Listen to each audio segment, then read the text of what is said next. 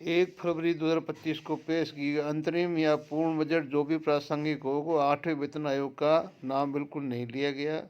इसमें बहुत उम्मीद थी लोगों को कि वित्त मंत्री कोई न कोई रोड मैप तैयार करेगी या कुछ करेगी, लेकिन कहीं भी कुछ नहीं हुआ। और 8वें वेतन आयोग का 1 जनवरी 2026 से प्रभावी माना तो जा रहा है, लेकिन अधिकारी ने बताया है कि ये अभी बहुत ही बाद लागू होने वाला है।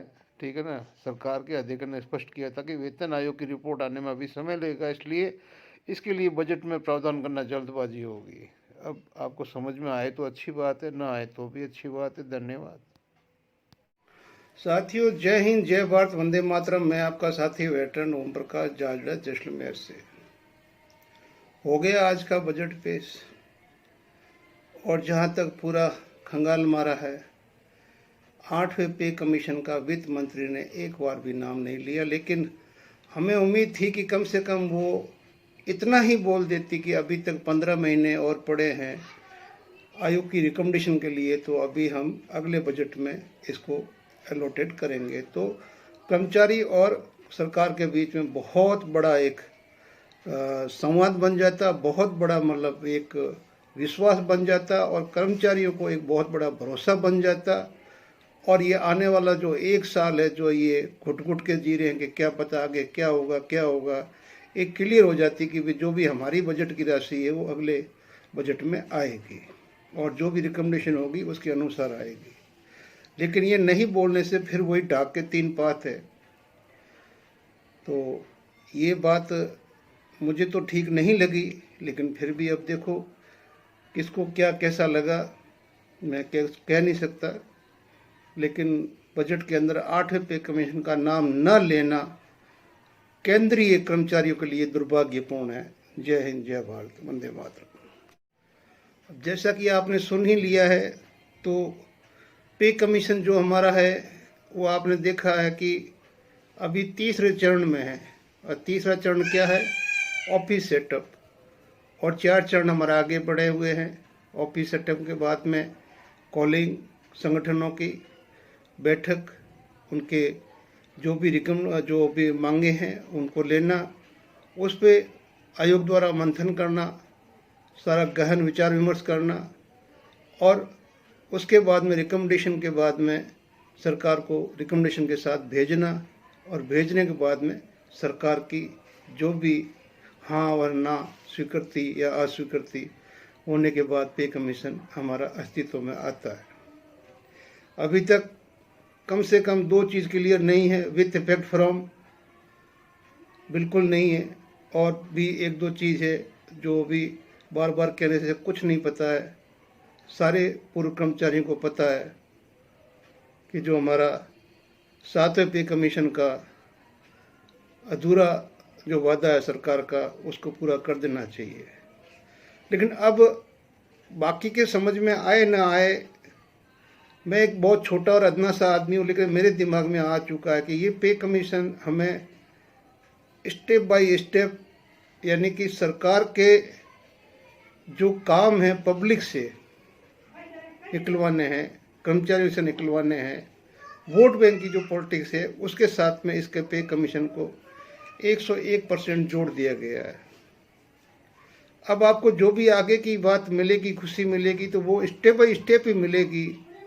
बंगाल चुनाव में, यूपी चुनाव में, और जो भी आगे के चुनाव है, और साथ में अंतिम आपको जो भी बम्पर इजाफा होना है या बम्पर फायदा होना है, क्या होना है, वो लोकसभा चुनाव से तुरंत पहले शायद आपके खातों में, ये मतलब कहने का मतलब कि आचार संहिता से पहले आना शुरू हो जाएगा।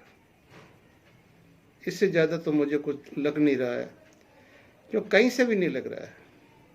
आज का बजट सुन के बहुत निराशा भी हुई है, और एक बात समझ में नहीं आई बिल्कुल ही, कि जितने भी जनता के प्रति विभाग है, स्वास्थ्य, शिक्षा और अपना कृषि, इस तरह से जितने भी है, उनका 1 साल का एलोटेड बजट खर्च क्यों नहीं होता है। और यहाँ पर वित्त मंत्री का ये कहना कि भी इतने 1000 करोड़ रुपए खर्च नहीं हुए, या शो करना रिपोर्ट के अंदर कि खर्च नहीं हुए, उसको कैरी फॉरवर्ड करते हुए 5-4 हज़ार रुपये बढ़ा देना। यानी कि ये फिर पैसे खर्च करता कौन है? पैसा खर्च करने की अथॉरिटी किसको है?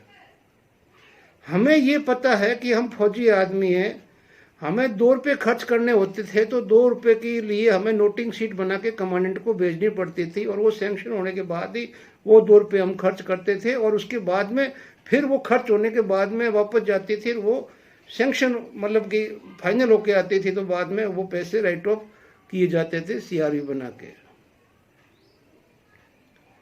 तो कहने का मतलब ये है कि मुझे नहीं लगता कि ये कह देना कि पिछले करोड़ों रुपए का, मतलब कोई एक आध नहीं है, लाखों करोड़ों रुपए अलॉटमेंट होके मैंने मुख्य तौर से ध्यान दिया कि जो स्वास्थ्य, शिक्षा और कृषि, जो मेन मतलब रीढ़ की हड्डी है हिंदुस्तान की, उसका बजट खर्च नहीं होना, ये कहीं गले नहीं उतरता है।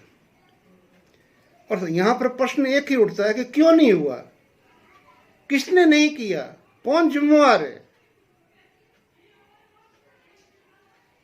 बहुत कुछ जनता नहीं समझती है। इसका मतलब ये नहीं कि सरकार पर्दे के पीछे से गेम खेलेगी, कुछ समझ नहीं आएगा, सब समझ में आता है। हम लोग आज 3 साल से बैठे हुए हैं सिर्फ एक बात के लिए कि हमें पैसा मत दो। हमारे साथ जो नाइंसाफी हो रही है और आगे भी होने की संभावना है, उसके लिए हमें एक सुप्रीम कोर्ट की 3 जजों की कमेटी दे दो, जिसके लिए कोई एक संगठन नहीं, जितने भी संगठन हैं सब ने मिलकर यही कहा कि हाँ हमें बस इतना ही चाहिए।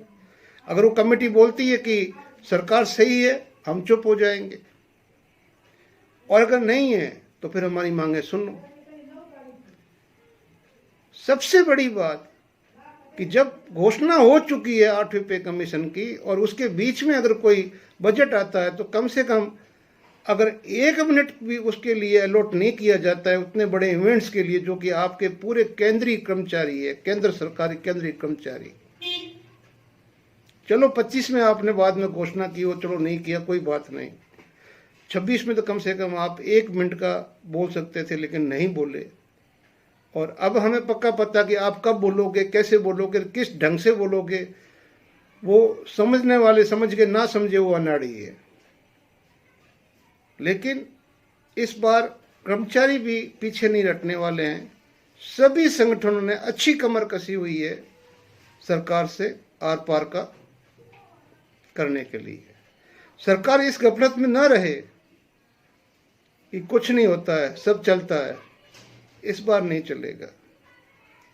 ये सेना है जो चुप रहती है, क्यों कि इनके डीएनए में है कि वो कभी भी अपने सरकार के अगेंस्ट में नहीं जाती है। जो भी सरकार होती है, चाहे कांग्रेस, बीजेपी, कोलिशन या मिली हुई जो भी हो, सरकार के अगेंस्ट में नहीं जाती है, जो सर्विंग है। लेकिन जब पता चला कि पूर्व सैनिकों के साथ में इस तरह से बहुत बड़े बड़े भेदभाव हो रहे हैं, उसके लिए जो ग्राउंड में आए, तो आज 3 साल से ढाक के पात और पिछले जो और आंदोलन जो चला है पिछले 15 साल से, उसके लिए भी जो फायदा उठाने वाले थे वो उठा के ले गए। और जो अभी वही 20 पैसे प्रति वर्ष 1 साल 5 साल में ओआरओपी में 1 रुपया बढ़ोतरी वाले सैनिक अभी अपने आगे के भविष्य के पैसों का और उसका बढ़ोतरी का इंतजार कर रहे हैं। खैर ज़्यादा नहीं बोलूँगा आज, क्यों कि बजट के भाषण में भी हमें एक तरह से बाहर रखा गया पूरे केंद्रीय कर्मचारियों को, जो कि सरकार के लिए एक अच्छी बात नहीं है, क्योंकि पूरा साल आगे पड़ा हुआ है। ये कम से कम इस साल की नींव रख सकते थे कि ताकि कर्मचारी संगठन भी शांत रहे और सरकार भी शांत रहते हुए आपस की बातचीत बनाते हुए आगे बढ़ते चले जाते। इससे एक बहुत बड़ा गहरा एक मतलब हमारा मतलब ठोस विश्वास वाला एक मतलब प्लेटफॉर्म बन जाता, और कुछ नहीं है।